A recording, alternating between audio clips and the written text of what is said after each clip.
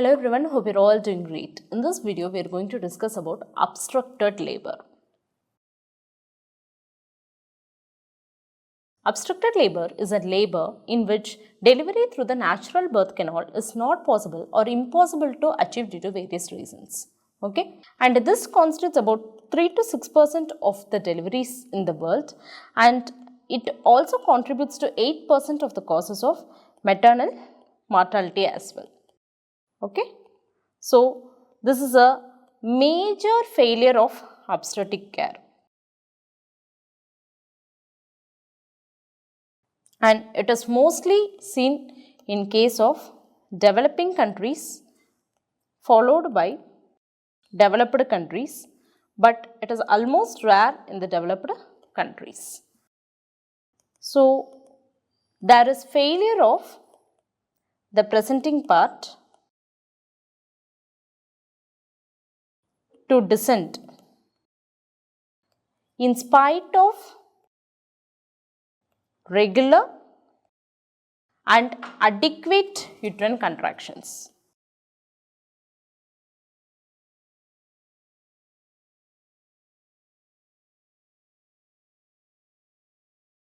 Okay. So, in other words, there is an arrest of vaginal delivery when the fetus is not able to negotiate the pelvis due to mechanical obstruction or incoordinate uterine contractions. Okay, there will be forceful uterine contractions, but they are inadequate, right? So this is the complete definition of obstructed labor. Now we will see the etiology of obstructed labor. First, let us discuss the causes that can arise with the maternal pelvis. So there can be bony contraction,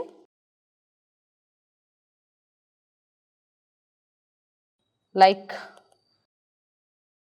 contracted pelvis itself, or there can be bone tumors or any bony deformities. And then there can be soft tissue obstruction as well, including fibroid, circulation of uterus, constriction ring formation, vaginal stenosis or tumors, or even ovarian neoplasm.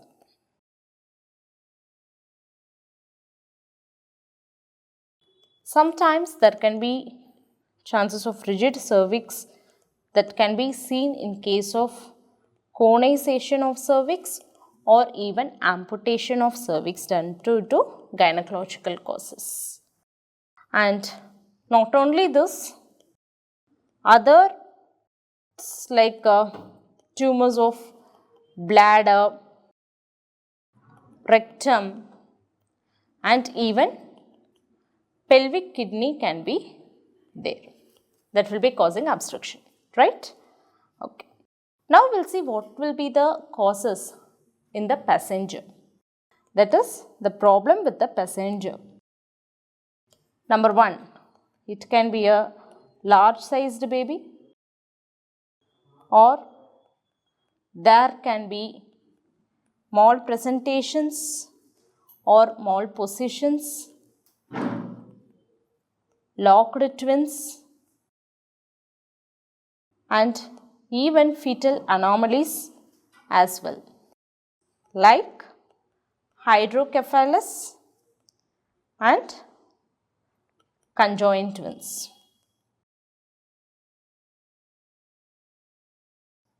We will see the falls in the power now.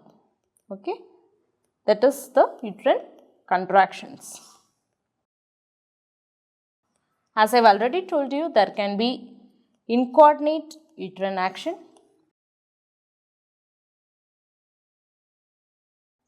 hypertonicity, or atonically contracted uterus. Okay. So now, how all these causes are going to cause obstructed labor? What will be the cause and what are the complications we can expect? If we discuss about the pathophysiology, remember, whenever there is obstruction, the membranes are going to rupture. So, rupture of membranes, okay, that will happen prematurely, that is PROM will be there. So, what happens? All the liquid will be drained out, right? So, liquid drained out completely. Then, and when this happens, the lower part of uterus is going to consolidate around the fetus, especially around the neck and below the shoulders as well. Clear? Yes. Now, there will be abnormalities in the dilatation as well. So, what will be the cervix look like means there will be thickening of the cervix, and that will be leading to slow and protracted dilatation. So, obviously, the first stage is going to be prolonged, and suppose if obstructed at the outlet means, then the second stage is also prolonged, right? Now, not only this, remember, when all these processes happening, there is a chance of membrane rupture as well, okay? So, this is going to happen like this. So, as I have already told you, the membranes rupture early, amniotic fluid is going to drain out completely, then fetus is forced into the lower uterine segment,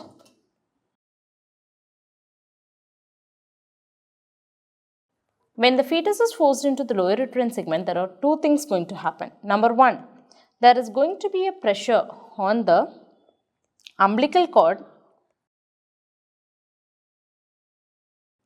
as well as the placenta, right? So, that will result in fetal distress and fetal death. So, that will result in fetal distress and fetal death.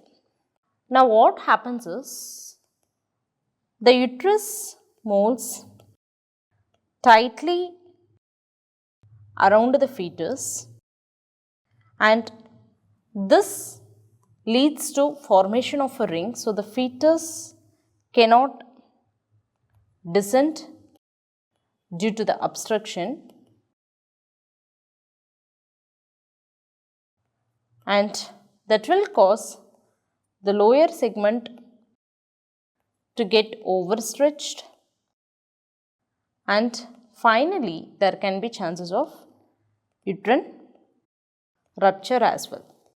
Clear? Right. Now, another complication we can expect is fistula formation. So, fistula formation happens when the fetal head is stuck in the pelvis for a long time. Okay. So, what happens in this means there is portions of bladder, cervix, vagina and rectum that is trapped between the pelvis and fetal head. Because of this, there is excessive pressure that is leading to reduce the circulation and oxygenation as well, leading to necrosis of the tissue, which will be resulting in vesicovaginal fistula, vesicocervical fistula as well as rectovaginal fistula also. Can you understand this concept? Yes. We'll check what are the anatomical changes we can have in obstructed labor. Anatomical changes in the uterus includes the formation of pathological ring or the Bandel's ring. Okay? And if you take the bladder, it becomes an abdominal organ because there is compression of urethra between the presenting part and the pubic symphysis. And if you take the changes in the bladder becomes an abdominal organ now. Okay. So, how this is happening means there is compression of urethra between the fetal presenting part and the pelvis, and this leads to failure of emptying the bladder. So, the bladder gets filled with urine and obviously it will become an abdominal organ, right? And next one is the bladder gets traumatized as well. So, that will cause a blood-stained urine. So, whenever you find blood-stained urine, when a woman is in labor, you have to think about obstructed labor. And we have already seen there can be chances of genitourinary fistula formation as well. So, these are the anatomical changes you can expect, right? Okay. Now, we have two types of rings that can be formed during labor. Number one is constriction ring and number two is retraction ring. Let us bring about all the differences between constriction ring and retraction ring, and you are going to tell me which is going to be present in the obstructed labor and in the normal labor, right? Okay. Now, we will see the constriction ring features first, then the retraction ring. Okay. Constriction ring is formed when there is incoordinate uterine action, that is localized. Whereas in retraction ring, it is formed as a result of tonic uterine contraction and retraction.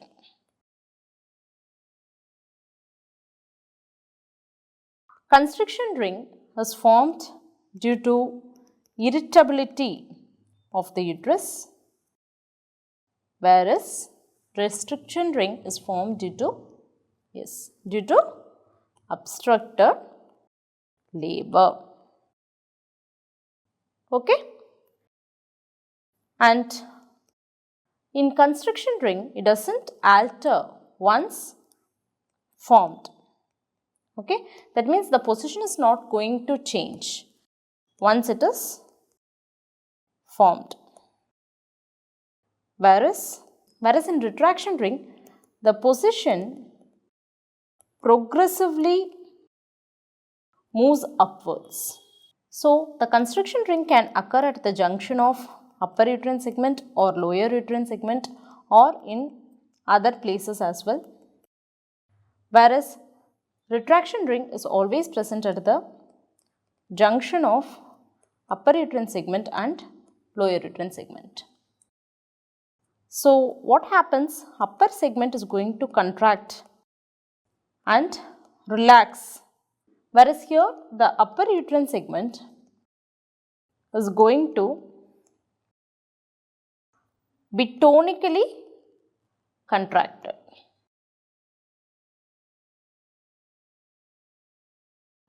In constriction ring, the maternal condition is unaffected. Whereas in retraction ring, there is maternal exertion seen. Even sepsis can also be anticipated. When you see the examination findings, in constriction ring, the uterus is normal, not tender, whereas tenderness is present in case of retraction ring. Then if you examine for the fetal parts are easily felt in case of constriction ring, whereas in case of retraction ring, it is not that easily felt. And if you do a per abdomen examination, the ring is not felt in case of constriction ring, whereas the ring will be felt as a groove in case of retraction ring. Okay. So this is how it is going to be. So if you see the constriction ring, there is a constriction ring, but it is not that much visible in case of per abdomen examination, whereas this is the normal shape of the abdomen that you will be able to see. Okay.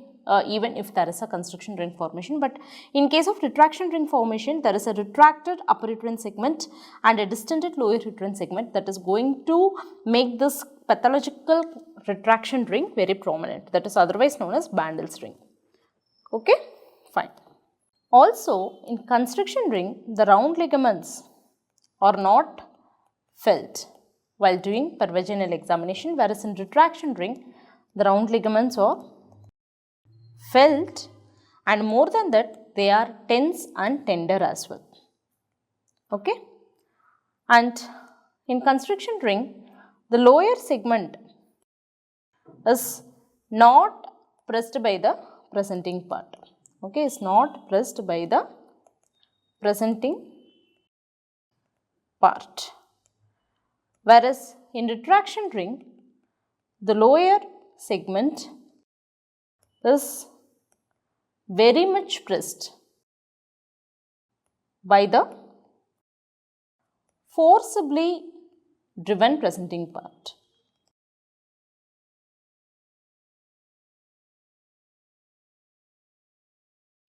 If you do a pervaginal examination,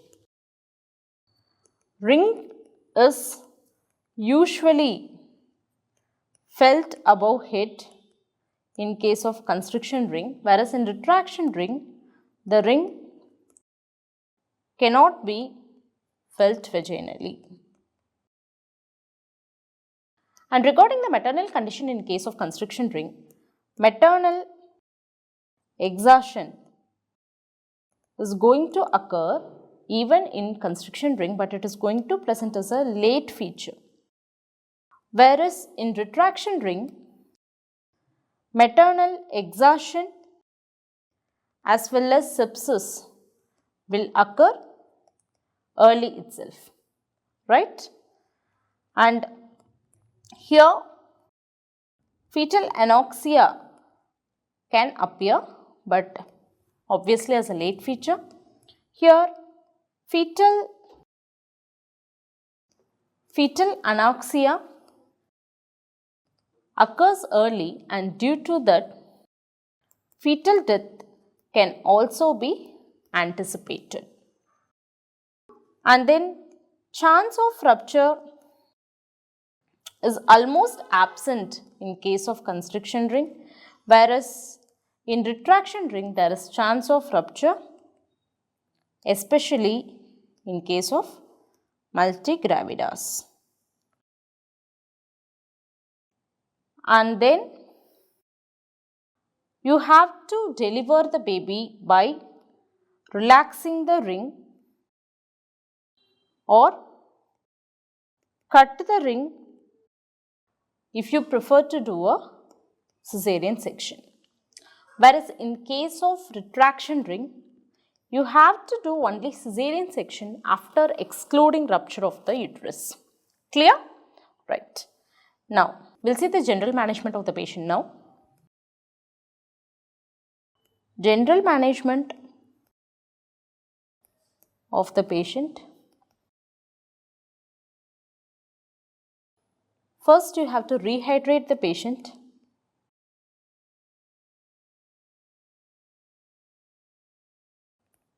to maintain normal plasma volume, prevent dehydration as well as ketosis. You have to hydrate them with intravenous fluid, either normal saline or ringer lactate, and see that pulse rate should be less than 90 beats per minute and systolic BP more than 100 millimeter mercury. Suppose if pulmonary edema develops, you have to restrict the fluid supplement up to 1 liter only, and you have to give Lasix injections as well every Q 4th hourly to 6th hourly. Clear? Right. Now, what are the investigations you have to send? So, remember to simultaneously prepare the patient for LSCS as well as blood transfusion as well. And in case of uterine rupture, you have to anticipate the need for hysterectomy also, right? So, you have to send investigations like blood grouping, cross matching, complete blood count, urea, electrolytes, and you have to use an ultrasonogram to localize the fetal heart rate and confirm the presentation once again. Okay? And by this time, because there is a high risk of sepsis, we have to give them antibiotics as well.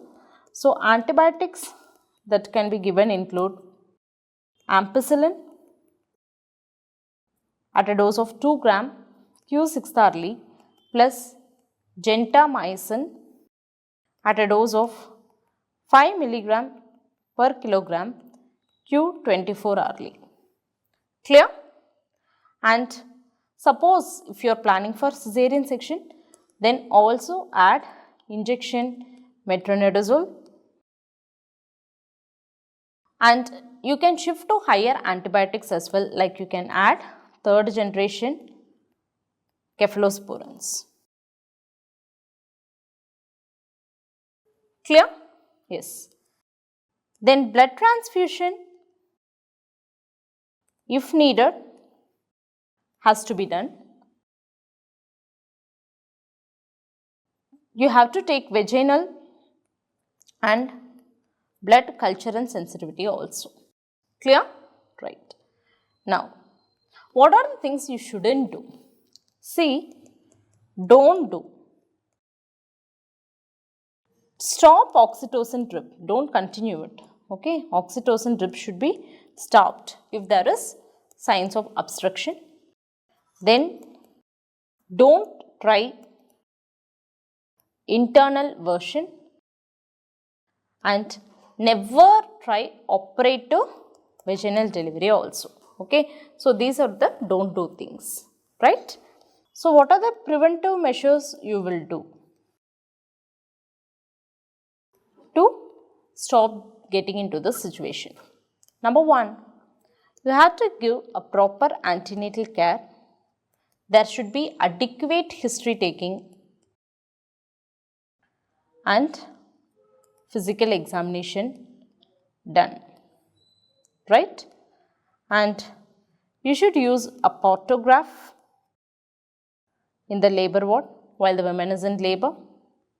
Then you have to develop appropriate referral system as well.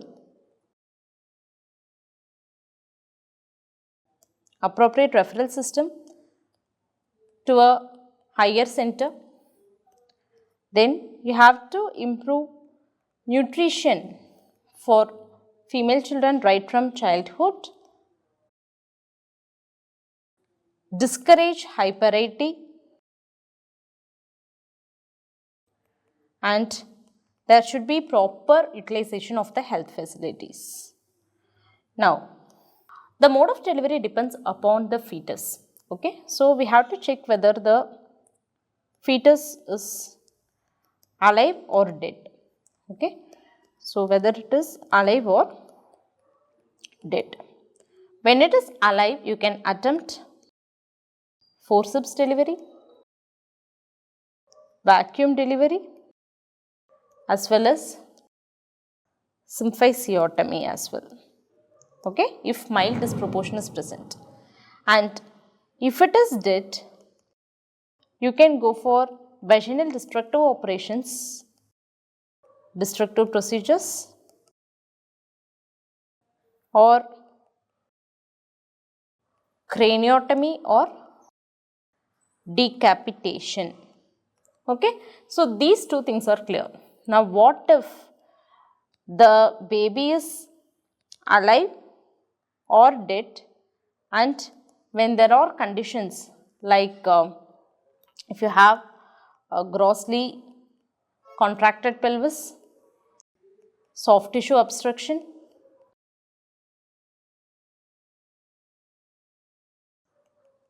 ulcerations in vagina